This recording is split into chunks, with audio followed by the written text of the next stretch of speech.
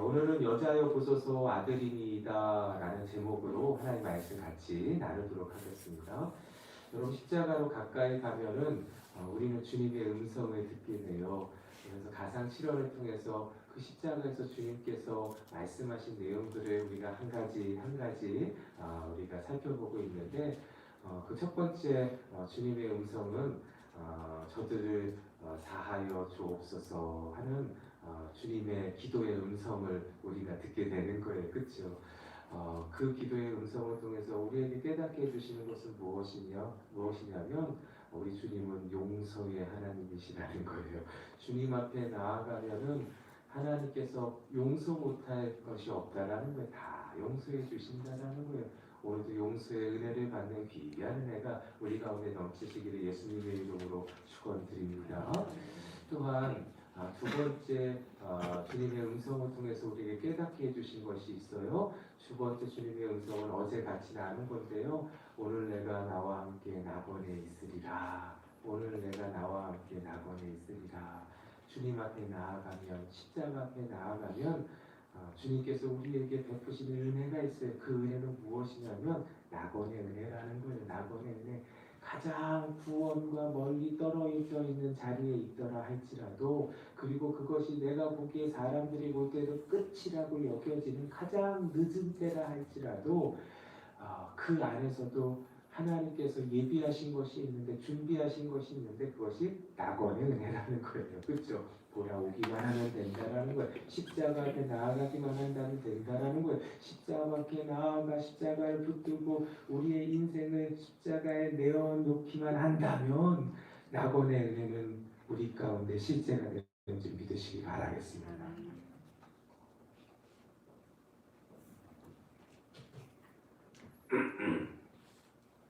죄송합니다. 이를 위해서 예수님께서 십자가에서 몸을 찢어주시고 피를 흘려주신 것입니다. 오늘은 세 번째예요. 세 번째 주님께서 십자가에서 남기신 말씀은 무엇이냐면 오늘 본문인데, 오늘 본문에서 보면은 예수님께서 말씀하시는데 어떤 대상을 향해서 말씀하시는 것이 있어요. 그렇죠? 그 대상은 누구냐면 지금 십자가 아래에 있는 어머니 마리아와 또 제자인 요한을 대상으로 예수님께서 말씀하고 계시는 것입니다. 어머니 마리아를 향해서 무엇라고 말씀하십니까? 26절에 보니까요. 여자여 보소서 아들이니이다 라고 말씀하셨고요. 제자인 요한을 보고 무엇이라 말씀하십니까? 보라 내 어머니라 하시는 말씀을 주시는 것을 보게 돼요. 그렇다면 오늘 이 말씀이 우리에게 어떠한 메시지를 주시는가 하는 거예요. 이 말씀 가운데 굉장히 큰 하나님의 교훈이 담겨져 있어요. 뜻이 담겨져 있어요. 네, 이 말씀 속에서 우리에게 주시는 메시지는 무엇이냐면 예수님은 십자가를 통해서 새로운 가족을 낳으셨다는 거예요. 그 새로운 가족이 무엇이냐면 예수 가족을 낳으셨다는 거예요. 그 십자가에서 예수 가족, 곧 교회를 낳으셨다는 것입니다. 할렐루야. 예. 여러분, 가족이라 하면 다른 것이 아니라 그 혈연으로 맺어진 공동체를 가족이라고 해요. 그렇죠? 피를 나눈 그러한 것이 이제 가족인 것이죠. 혈연으로 만들어진 것이 가족인데, 여러분, 오늘 예수님께서 어머니인 마리아에게 그리고 제자인 요한에게 말씀하시는 것은 무엇이냐면 새로운 가족을 예수님께서 선언하고 계시는 것을 보게 돼요. 여러분, 예수님의 어머니인 마리아와 요한은 가족 관계가 아니에요. 그런데 오늘 예수님께서 가족이라 말씀해 주시는 거예요. 그렇죠? 오늘 다시 한번 성경을 보면은요. 예수님께서 어머니인 마리아를 향해 뭐라고 말씀하십니까? 우리 26절 다시 한번 읽어볼까요? 시작. 예수께서 자기의 어머니와 사랑하시는 제자가 곁에 서 있는 것을 보시고 자기 어머니께 말씀하시되 여자여 보소서 아들이니라 하시고, 예, 어머니인 마리아에게 요한을 향해서 이제는 요한이 그냥 제자가 아니라 아들입니다 라고 말하고 계시는 거예요. 그렇죠? 그리고 27절에 보니까 요한에게 말하는 것을 보게 돼요. 다시 한번 읽어볼까요? 시작. 또 그 제자에게 이르시되 보라 내 어머니가 하신대 그때부터 그 제자가 자기 집에 오신다. 예. 지금까지의 가족은 혈연으로 이렇게 맺어진 그러한 형태가 가족이었어요. 그런데 새로운 가족이 시작되었다라는 것을 십자가에서 예수님께서 선언하고 계시는 거예요. 그것은 무엇이냐면 예수 그리스도의 보혈로 말미암아 깨끗게 된 예수 그리스도의 보혈로 말미암아 사함을 받고 하나님의 자녀가 되는 예수 가족이 시작되었다라는 거예요. 할렐루야. 예수 가족이 시작되었다는 거예요. 예수 보혈로 말미암아 피보다 더 친한 가족이 시작이 되는데 그 가족이 예수 가족이고 성경은 그 예수 가족을 교회라고 말하고 있는 것입니다. 할렐루야. 그 가족을 만드시기 위해서 예수님께서 그 십자가에서 자신의 살을 찢어주시고 자신의 피를 다 흘려주신 거예요. 끝까지 십자가를 참으신 이유가 어디에 있냐면 여러분 교회를 낳으시기 위해서 그런 거예요. 그래서 예수님은 십자가에서 무엇을 낳으셨냐면 교회를 낳으신 거예요. 교회를 잉태하신 거예요. 할렐루야. 여러분 오늘도 예수님께서는 십자가 앞으로 나아오는 자에게 내가 너를 위해서 교회를 낳았다라는 것을 우리에게 말씀해 주시는 거예요. 근데 교회를 낳았다라는 게 무엇이냐는 거예요. 교회는 단순히 여러분 새로운 형태의 가족을 낳았다라는 의미가 아니에요. 예, 가족을 낳았다는 의미가 아니라 하나님께서 그 예수님께서 십자가에서 나오신 교회를 통해서 교회에 주시는 약속이 있는 공동체가 되었다라는 거예요. 우리가 하나 되었다라는 거예요. 우리가 예수 그리스도의 보혈로 말미암아 한 공동체 되게 하여 주셔서 우리가 서로 피를 나눈 형제와 자매는 아니지만 예수 그리스도의 보혈로 말미암아 한 가족 삼아 주시는 놀라운 은혜를 주셔서 그 안에 하나님의 약속을 머물게 하여 주셨다는 거예요. 할렐루야. 그 약속이 무엇이냐는 거예요. 그 약속은 다른 것이 아니라 예수 그리스도가 이 땅 가운데서 행하셨던 구원의 역사를 이루는 통로 되게 하셨다는 거예요. 예수 그리스도가 이 땅 가운데서 일으키셨던 귀한 생명의 은혜를 전하는 통로를 교회로 삼아 주셨다라는 거예요. 할렐루야. 예. 그 은혜가 교회에 담겨져 있는 것입니다. 그래서 예수님께서 십자가에서 죽으심으로 끝난 사역이 아니라 예수님의 귀한 사역들이 어디로 이어지게 되어졌냐면 십자가에서 낳으신 잉태된 교회를 통해서 계속해서 이어지게 하나님께서 역사하여 주시는 곳이 어디냐? 교회라는 거예요. 교회. 이 일을 위해서 예수님께서 십자가에서 그 몸을 내어주셨던 것입니다. 오늘도 하나님의 약속이 있는 곳은 어디냐면 교회예요. 교회.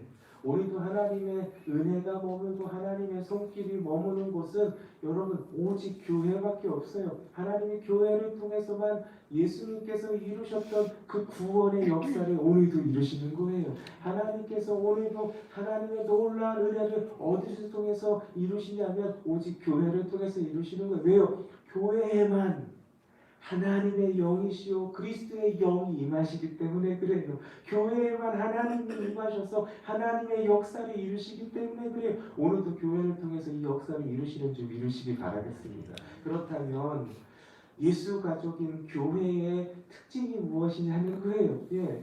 교회는 단순히 여러분 그냥 모인 공동체가 아니에요. 교회에는 독특한 특징이 있어요. 교회의 특징은 무엇이냐면 교회의 머리가 예수님이 되시는 것이 교회예요. 예. 교회는 주님의 몸이에요. 그리스도의 몸이라고 말씀하셨어요. 그런데 그 교회의 머리는 예수님이시라는 것. 그게 교회만이 가지고 있는 특징이에요. 에베소서 1장 22절에서 23절 말씀에 이런 말씀이 있습니다. 또 만물을 그의 발 아래에 복종하게 하시고 그를 만물 위에 교회의 머리로 삼으셨느니라. 교회는 그의 몸이니 만물 안에서 만물을 충만하게 하시는 이의 충만함이니라. 할렐루야. 예. 오늘도 예수 그리스도는 교회의 머리십니다. 예. 교회의 머리 때에 여러분 교회는 어떠한 역사가 임하냐면 예수 그리스도 충만하게 되는 놀라운 역사가 임하는 거예요. 여러분 우리는 힘이 없지만 여러분 예수 그리스도는 강하십니다. 그렇죠? 그래서 예수님께서 십자가에서 나오신 교회는 여러분 겉으로 볼 때는 연약해요. 그리고 실제로 여러분 힘이 없어요. 능력이 없어요. 그런데 그 안에 계신 예수 그리스도로 말미암아 하나님의 능력의 통로가 되고 하나님의 은혜의 통로가 되고 지금도 하나님의 손길이 머무는 통로의 역할들을 감당하게 된다는 거예요. 할렐루야. 오늘도 그 은혜가 우리 가운데 넘치시기를 예수님의 이름으로 축원드립니다. 그러기 위해서는 어찌해야 되는가? 교회의 특징인 머리이신 예수 그리스도의 다스림을 받아야 되는 거예요. 예. 여러분 머리와 몸의 관계는 어떠한 관계냐면 머리는 다스리는 관계예요. 지시하는 관계예요. 그리고 몸은 그 머리의 지시에 따르는 관계에 있는 거예요. 그러할 때 건강한 거예요. 만약에 몸이 머리의 지시를 따르지 않는다면 여러분 건강하지 않은 거예요. 그렇죠? 문제가 생기는 거예요. 마치 이런 거하고 똑같습니다. 건너연복 앞에 서 있어요. 그렇죠? 건너연복 앞에서 빨간불이 있기 때문에 머리에서는 무엇을 지시하고 명령합니까? 멈춰라 합니다. 그렇죠? 멈추라 하는데 몸이 거부하고 거절한다면 어떠한 일이 벌어지겠어요? 큰 사고가 나는 거예요. 그렇죠? 예. 여러분 몸은 머리의 명령에 따라야 되는 거예요. 그럴 때 안전을 보장받을 수가 있는 거예요. 여러분 오늘도 마찬가지입니다. 예수 가족 가운데 하나님의 영이 있어요. 그리스도의 영이 있어요. 예수 가족을 통해서 하나님께서 역사하시는 것은 무엇이냐면 그리스도를 충만할 때 그리스도의 명령에 순종할 때 어떠한 역사가 임하냐면 하나님의 안전함이 우리 가운데 임하게 되는 줄 믿으시기 바라겠습니다. 여러분 세상에서 우리는 환난을 당한다고 예수님이 말씀하셨어요. 그러나 하나님이 약속을 주셨어요.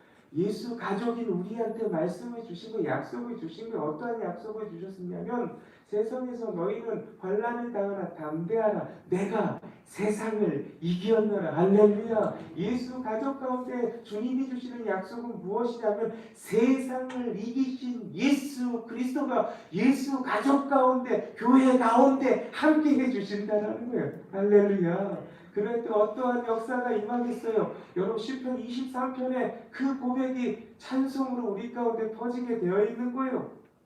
여호와는 나의 목자시니 내가 부족함이 없으리로다. 그가 나를 푸른 초장에 누이시며 쉴만한 물가로 인도하시는도다. 우리의 인생 가운데 쉴만한 물가로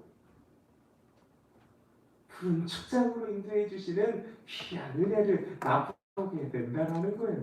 뿐만 아니에요. 우리가 사막의 음침한 골짜기로 다닐지라도 해를 두려워하지 아니하는 하나님의 은혜를 부어주시는 거예요. 그것을 경험하게 되는 거예요. 왜요? 하나님이 우리의 지팡이가 되어주시고 막대기가 되어주시는 놀라운 은혜가 예수 가족 가운데 임하기 때문에 그렇습니다. 할렐루야. 이를 위해서 예수님께서 십자가에서 그 피를 다 흘려주신 거예요. 오늘도 여러분 하나님께서 잉태하신 예수님께서 그 십자가에서 낳으신 교회는 하나님의 능력의 통로, 은혜의 통로, 구원의 통로가 됨을 믿으시길 바라겠습니다. 네. 그런데 단순히 우리의 삶 가운데 하나님이 주신 안전을 확보하는 것으로 끝나지 않아요. 하나님께서 예수 가족을 통해서 교회를 통해서 또 주시는 약속이 있어요. 그 약속은 무엇이냐면 주님께서 이 땅 가운데 이루신 귀한 은혜의 사역을 감당케 하시는 거예요. 그 은혜의 사역은 무엇이냐면 구원의 역사가 임하는 통로 삼아 주시는 거예요. 오늘도 하나님은 다른 곳을 통해서 역사하시지 않으세요. 하나님이 세우신 하나님의 약속이 머물고 있는 교회를 통해서 구원의 역사가 임하는 거예요. 그 구원의 역사가 무엇입니까? 여러분 회복과 치유가 임하는 거예요. 치유와 회복의 역사가 여러분 교회를 통해서 오늘도 임하는 줄 믿으시기 바라겠습니다. 교회가 가는 곳곳마다 교회가 머무는 곳곳마다 그 회복과 치유의 은혜가 임하는 거예요. 여러분 그 은혜가 임하는 현장이 어떤 현장일까 하는 거예요. 주님이 임재하시는 곳이잖아요. 그렇죠? 주님이 임재하시고 하나님의 사랑과 하나님의 은혜가 임하는 곳에 여러분 오늘도 그 회복의 역사가 임하고 치유의 역사가 임하는 줄 믿으시기 바라겠습니다. 예수님 이런 말씀을 해주셨어요. 나의 계명을 가지고 지키는 자라야 나를 사랑하는 자니 나를 사랑하는 자는 내 아버지께 사랑을 받을 것이요 나도 그에게 나타나리라 말씀하셨어요. 약속하셨어요. 여러분 주님이 나타나시는 놀라운 은혜가 어디에 있냐면 여러분 계명을 지킬 때 임하게 된다는 거예요. 머리이신 예수 그리스도께 순종할 때에 주님의 말씀에 순종할 때에 여러분 주님이 임하시는 놀라운 역사는 우리의 삶의 터전 가운데 목도되어지는 영광이 임하게 된다는 거예요. 할렐루야. 예수 가족을 통해서 교회를 통해서 지금도 하나님께서 역사하여 주신다는 거예요. 또한 하나님의 사랑이 임하게 된다는 거예요. 하나님의 은혜가 임하는 현장이 될 것이라는 거예요. 언제요? 여러분 우리가 주님의 명령을 따를 때 주님의 명령을 따를 때 이 약속이 실제가 된다는 거예요. 나타나게 된다는 거예요. 그러면 주님의 명령이 무엇이냐면 주님의 계명을 지킨다고 할 때 그 계명이 무엇이냐고요. 예수님께서 우리에게 주신 계명이 있어요. 내가 새 계명을 너희에게 주노니 서로 사랑하라. 예. 사랑하라는 거예요. 예. 내가 너희를 사랑한 것 같이 너희도 사랑하라. 주님이 보여주신 그 사랑을 우리가 행할 때에 여러분 주님이 우리 가운데 임하신다는 거예요. 하나님의 은혜와 사랑이 임한다라는 거예요. 우리의 눈으로 목도되어지는 놀라운 역사가 임하게 될 것이라는 거예요. 그래서 그것을 통해서 치유와 회복의 역사를 일으켜 주신다라는 거예요. 할렐루야. 오늘도 그 치유와 생명의 역사가 우리를 통해서 임하는 놀라운 은혜가 넘쳐나기를 예수님의 이름으로 축원드립니다. 그래서 예수님께서 십자가에서 우리를 위해서 그 몸을 내어주신 거예요. 하나님의 구원의 역사가 강력하게 임한 자리가 어디예요? 십자가잖아요. 그 십자가에서 하나님의 영광이 나타났고 그 십자가에서 하나님의 거부할 수 없는 그 은혜가 임했던 것입니다. 우리도 마찬가지예요. 그 십자가 현장 가운데 하나님의 놀라운 구원의 역사가 임하고 하나님의 구원의 은혜가 임하고 하나님의 생명의 역사가 임하는 거예요. 치유와 회복에 나타나는 현장은 그 십자가 현장 가운데 임하는 거예요. 근데 그 십자가가 무엇이에요? 십자가는 사랑이에요. 그 십자가는 사랑인 거예요. 성경에 보니까 로마서 5장 8절 말씀 우리가 아직 죄인 되었을 때에 그리스도께서 우리를 위하여 십자가에 달리사 하나님께서 우리에 대한 자기의 사랑을 확증하셨다는 것입니다. 십자가는 하나님이 우리를 향한 사랑의 증표예요. 그렇죠? 증거예요. 예수님께서 십자가를 통해서 그 사랑을 증명하셨어요. 할렐루야. 사랑할 때 어떠한 역사가 임하냐면 하나님의 구원의 역사, 생명의 역사, 다시금 일어서게 되는 놀라운 은혜가 임하게 되는 것입니다. 하나님께서 이 약속을 어디에 주셨냐면 예수 가족에게만 주신 거예요. 예수 가족에게. 예수 가족이 서로 사랑하게 될 때, 예수 가족인 교회, 곧 우리가 사랑을 행할 때 그 역사는 우리 인생 가운데, 우리의 가정 가운데, 우리의 삶의 터전 가운데 오늘도 나타나게 되는 줄 믿으시길 바라겠습니다.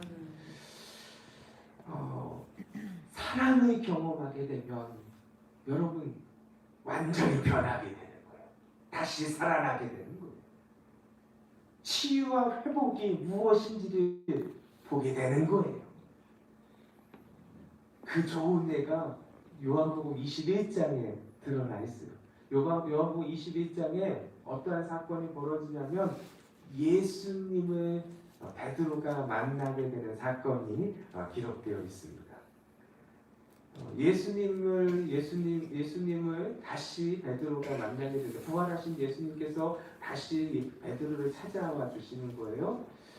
근데 이 베드로는 어떠한 문제가 있냐면 부활하신 예수님을 사실은 베드로가 21장 이전에 이미 만났어요. 그렇죠? 이미 만났어요. 부활하셔서 예수님이 그 제자들에게 찾아와 주시잖아요. 그렇죠? 그래서 만나시고, 그렇죠? 네. 이미 만나 주셨는데도 불구하고 베드로는 회복이 안 되는 거예요. 네. 왜냐하면 예수님을 3번씩이나 부인했던 그러한 자신의 그 죄악이 있잖아요. 범죄함이 있잖아요. 이게 너무 부끄러운 그러한 모습이 있잖아요. 근데 예수님이 부활하셔서 찾아오셨음에도 불구하고 이게 해결이 안 되는 거예요. 해결이. 내가 무슨 면목으로 주님을 이렇게 다시 주님께 나아갈 수 있겠어? 내가 무슨 명목으로 주님의 그러한 일들을 감당할 수 있겠어?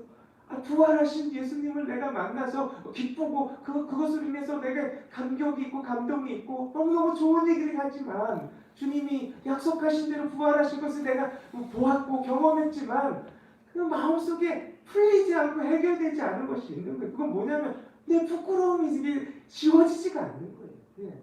그러니까 어떤 심각한 무기력에 빠지게 되어 있는 거예요.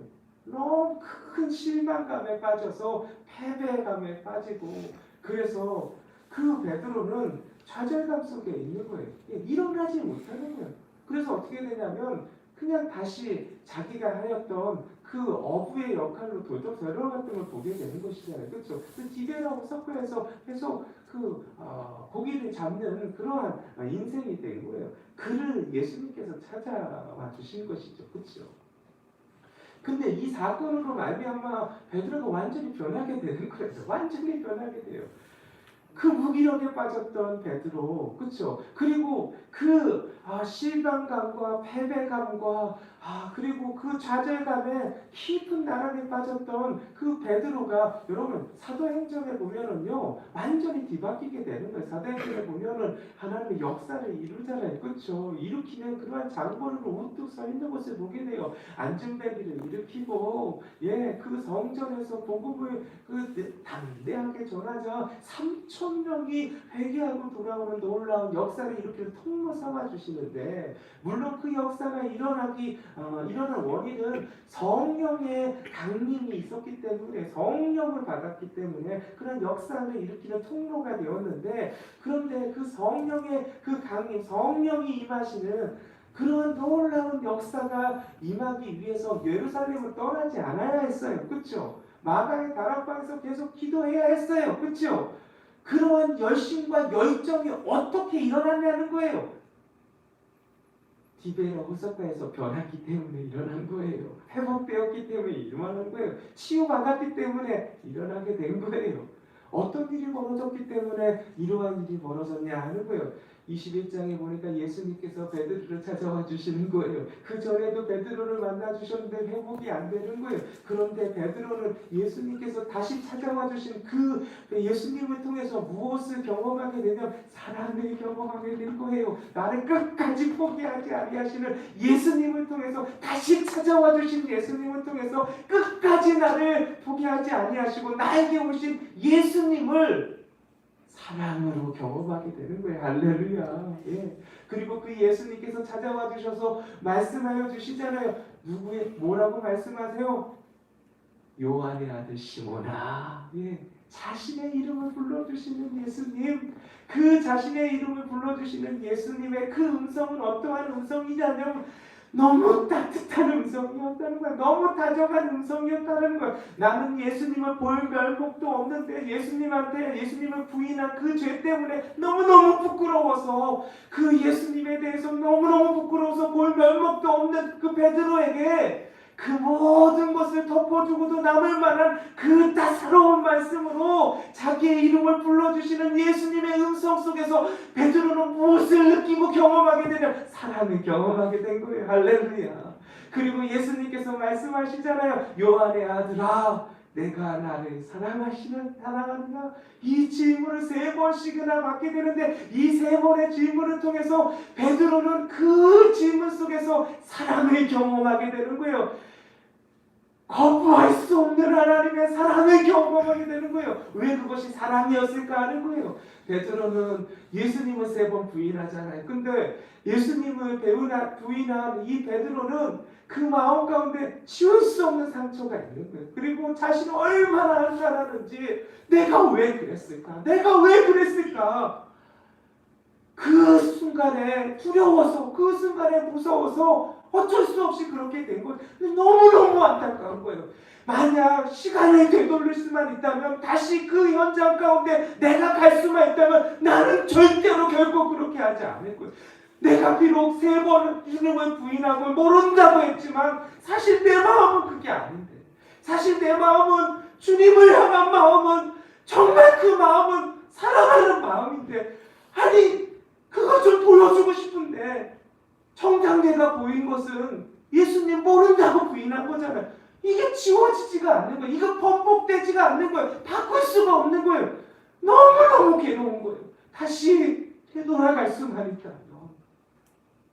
근데 안 되잖아요. 현실은 그게 아니잖아요. 그런데 예수님이 다시 찾아와 주셔서 어떠한 은혜를 주시냐면, 다시 시간을 되돌리는 은혜를 주시고, 그 속마음을 다시 말할 수 있도록 할 수 있는 그 기회를 3번 주시는 거예요. 내가 나를 사랑하느냐? 베드로는 그 질문 가운데 자기 스스로는 다시 그 과거로 돌아가게 되는, 그래서 그 과거 속에서 내 본심을 주님께 고백할 수 있는 기회를 하나님께서 예수님을 통해서 다시 주시는 거예요. 할렐루야. 그래서 3번씩이나 내가 나를 사랑하느냐, 그렇게 예수님께서 질문하실 때 그 속마음을, 부끄럽지만 솔직하게 그 속마음을 고백하잖아요. 주님이 하시잖아요. 내 마음을 주님이 하시. 내가 주님을 사랑하는 줄 주께서 아십니다. 이거밖에 말을 못하는 거예요. 3번씩이나 예수님께서 다시 물어주심을 통해서 3번의 그러한 부인함을, 그 속에서 다시 한번 기회를 허락해 주신 그 예수님을 통해서 베드로가 느낀 것은 다른 것이 아니라 사랑을 느꼈던 거예요. 다시 기회를 주신 거예요. 그래서 그 속마음을 다시금 하나님 앞에 고백할 수 있는 그 기회를 주신 예수님을 통해서 베드로가 경험하고, 사랑을 경험하고, 사랑을 거부할 수 없는 주님의 사랑을 경험하게 된 거예요. 그런데 그때마다 예수님께서 하신 응답은 무엇이에요? 내 양을 먹이라, 내 양을 치라, 내 양을 먹이라 하시는 주님의 놀라운 응답의 말씀을 주시는 거예요. 이것은 무엇이냐면 다른 것이 아니라, 내가 주님을 사랑하는 줄 주께서 아십니다 라고 말씀드렸을 때, 내 고백을 했을 때, 내 마음을 올려드렸을 때 그 마음 그대로를 받아주셨다라는 거예요. 믿어주셨다라는 거예요. 그래서 그 모든 것을 다 용서해 주셨다라는 것을, 내 양을 먹이라, 내 양을 치라, 내 양을 먹이라 하신 주님의 음성 가운데 담겨져 있는 거예요. 그래서 사명을 맡겨주시잖아요. 다 용서받았으니까 너는 새로운 사명을 갖게 된다. 그 사명은 내 양을 먹이는 것이다. 그 사명은 내 양을 치는 것이다. 베드로는 예수님께서 말씀하신 이 말씀 가운데 사명을 받은 것으로 인해서 감사한 것이 아니라 사랑을 경험한 거예요. 내 모든 것을 용서해 주시는, 내 있는 그대로를 다 받아주시는 예수님을 통해서 사랑을 경험하게 된 거예요. 그 사랑이 베드로를 변하게 된 거예요. 그 사랑이 베드로를 회복시키고 치유하게 된 거예요. 사랑이 있는 곳에 변화가 있는 거예요. 역사가 있는 거예요. 구원이 있는 거예요. 생명이 나타나는 거예요. 이 약속이 어디에 머무느냐? 예수님께서 십자가에서 나오신 교회에 있는 것입니다. 오늘도 여러분, 교회에 우리에게 주신 사명이 있고, 교회에 우리에게 주신 능력과 은혜가 있는 거예요. 오늘도 사랑할 때 회복의 은혜, 치유의 은혜가 우리의 심령 가운데, 우리의 가정 가운데, 우리의 삶의 터전 가운데 나타나게 될 것입니다. 그 은혜의 삶을 살아가는 우리 모두가 되기를 예수님의 이름으로 축원드립니다.